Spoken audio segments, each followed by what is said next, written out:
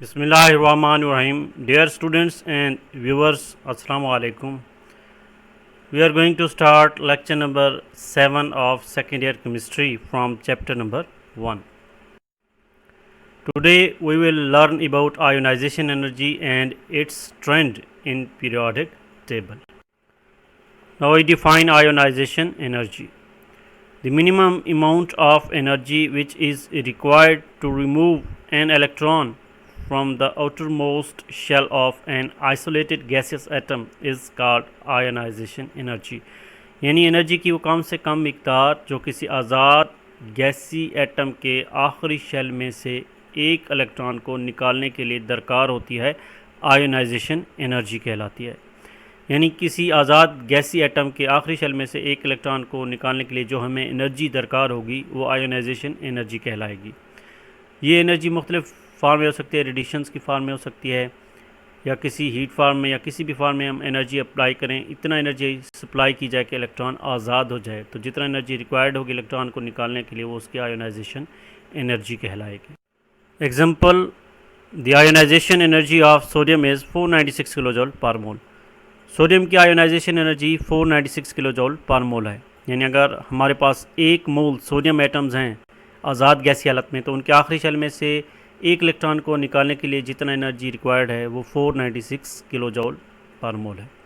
और ये सोडियम की आयोनाइजेशन एनर्जी है। सोडियम आज़ाद गैसी हालत में यानी Na गैसियस एटम है, इसके आखिरी शेल में से एक इलेक्ट्रॉन रिमूव होता है तो ये पॉजिटिव आयन बनाते हैं Na+। Second ionization energy. The amount of energy required to remove the second electron from a monopositive ion is called second ionization energy.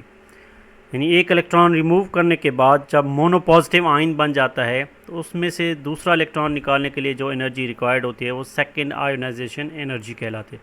इसी तरह अगर हम तीसरा इलेक्ट्रॉन रिमूव करेंगे तो वो थर्ड आयोनाइजेशन एनर्जी कहलाएगी।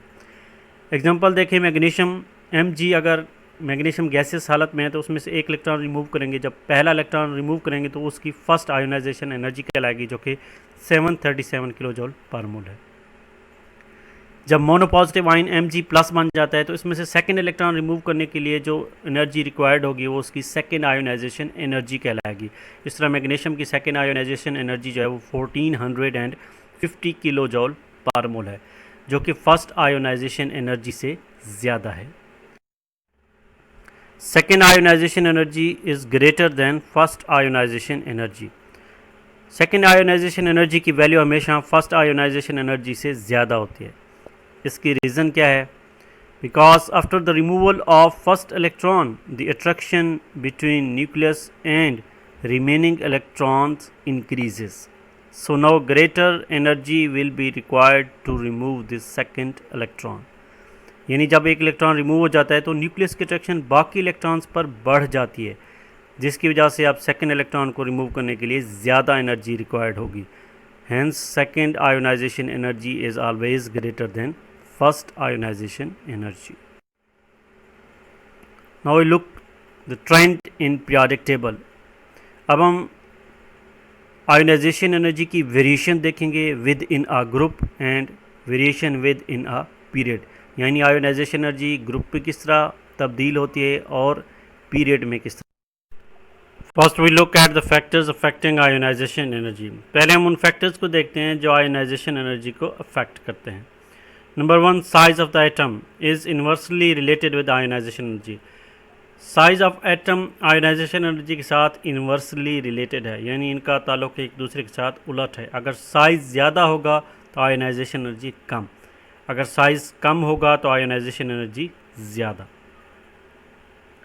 सेकेंड इज़ न्यूक्लियर चार्ज या न्यूक्लियस अट्रैक्शन। न्यूक्लियस की अट्रैक्शन, न्यूक्लियर चार्ज जितना ज़्यादा होगा उतना आयोनाइजेशन एनर्जी ज़्यादा। न्यूक्लियस की अट्रैक्शन जितना कम होगी आयोनाइजेशन एनर्जी भी उतना कम दरकार होगी। Third one is shielding effect. Shielding effect is inversely related with ionisation energy. Shielding effect ज़्यादा होगा तो न्यूक्लियस की अट्रैक्शन उतना कम हो जाएगी और आयोनाइजेशन एनर्जी भी कम रिक्वायर्ड होगी। शील्डिंग इफेक्ट कम होगा तो न्यूक्लियस की अट्रैक्शन ज़्यादा होगी और एनर्जी भी ज़्यादा रिक्वायर्ड होगी। Nature of the orbitals. Orbitals की नेचर भी आयोनाइजेशन एनर्जी पे इफेक्ट करती है। s ऑर्बिटल क्योंकि क्लोज होता है टू द न्यूक्लियस, तो इस पर न्यूक्लियस की अट्रैक्शन ज़्यादा होती है, इस वजह से एस ऑर्बिटल में से इलेक्ट्रॉन को निकालने के लिए ज़्यादा एनर्जी रिक्वायर्ड होगी दैन पी, और पी में से निकालने के लिए ज़्यादा एनर्जी रिक्वायर्ड होगी एज़ कम्पेयर टू डी। इसी तरह एफ में सबसे कम एनर्जी रिक्वायर्ड होगी क्योंकि ये न्यूक्लियस से ज़्यादा डिस्टेंस पर होता है। Now you look at the variation of ionization energy within a group. In a group from top to bottom, the ionization energy of the elements decreases down the group. अगर हम trend देखें group में तो किसी भी group में देख लें ionisation energy top to bottom, ऊपर से नीचे जैसे जैसे हम डाउन द ग्रुप आएंगे तो आयोनाइजेशन एनर्जी डिक्रीज़ होगी, क्योंकि जैसे जैसे डाउन द ग्रुप आते हैं किसी भी ग्रुप में टॉप टू बॉटम मूव करें तो न्यू शेल्स ऐड होते हैं, नए शेल्स ऐड होने की वजह से साइज़ बढ़ जाता है। साइज़ बढ़ने की वजह से न्यूक्लियस की अट्रैक्शन कम हो जाती है, जिसकी वजह से कम एनर्जी अप्लाई करके इलेक्ट्रॉन को रिमूव किया जा सकता है। Why ionisation energy decreases down in a group. Ionisation energy group में क्यों डिक्रीज होती है? Because in a group from top to bottom atomic size increases, shielding effect increases, atomic size भी बढ़ता है, shielding effect भी बढ़ता है क्योंकि नए शेल्स ऐड होते जाते हैं, जिसकी वजह से न्यूक्लियस अट्रैक्शन जो है वो डिक्रीज़ हो जाती है ऑन वैलेंस शेल इलेक्ट्रॉन्स, यानी आखिरी शेल के इलेक्ट्रॉन्स के ऊपर न्यूक्लियस की अट्रैक्शन वीक हो जाती है। Thus the removal of electron becomes easy, hence ionisation energy decreases down the group.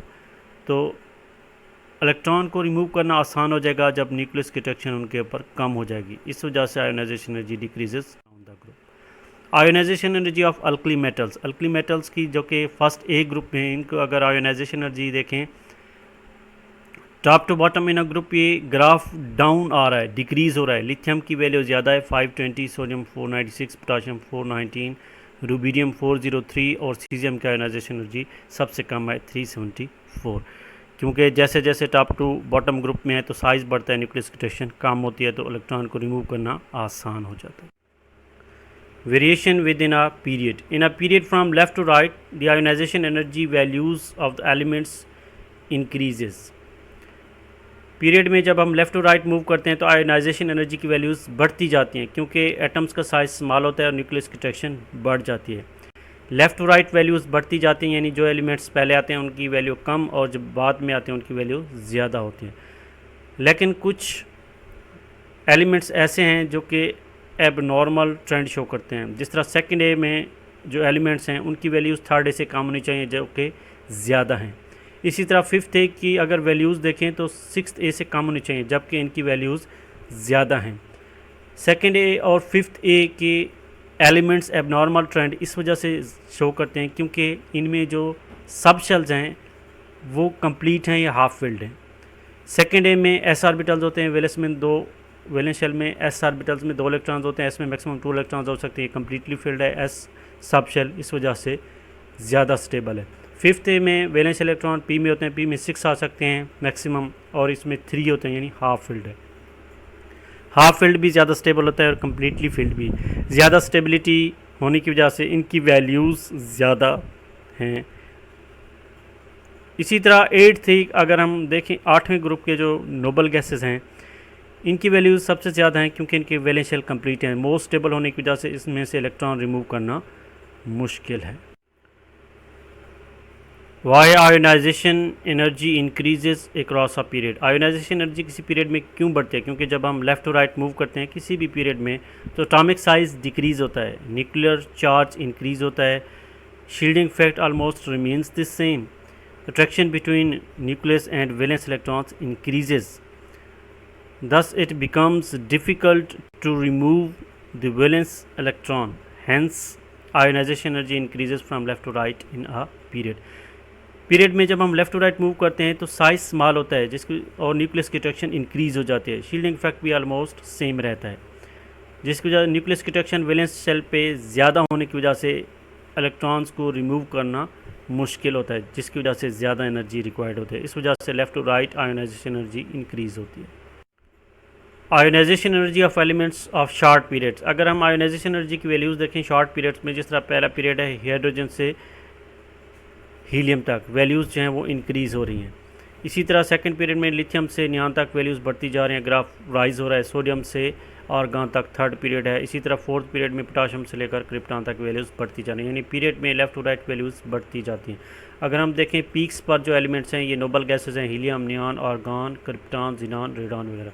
इनकी वैल्यूज़ सबसे ज़्यादा हैं क्योंकि इनके वैलेंस शेल कंप्लीट होते हैं, इस वजह से इनमें से इलेक्ट्रॉन्स को रिमूव करने के लिए ज़्यादा एनर्जी रिक्वायर्ड होती है। और इनमें सबसे जो लोअर पोजीशन पे हैं वो अल्कली मेटल्स हैं, lithium, sodium, potassium, rubidium, caesium वगैरह, क्योंकि इनके वैलेंस शेल में एक ही इलेक्ट्रॉन होता है और उनमें से इलेक्ट्रॉन्स को रिमूव करना आसान होता है, इस वजह से इनकी वैल्यूज़ सबसे कम है।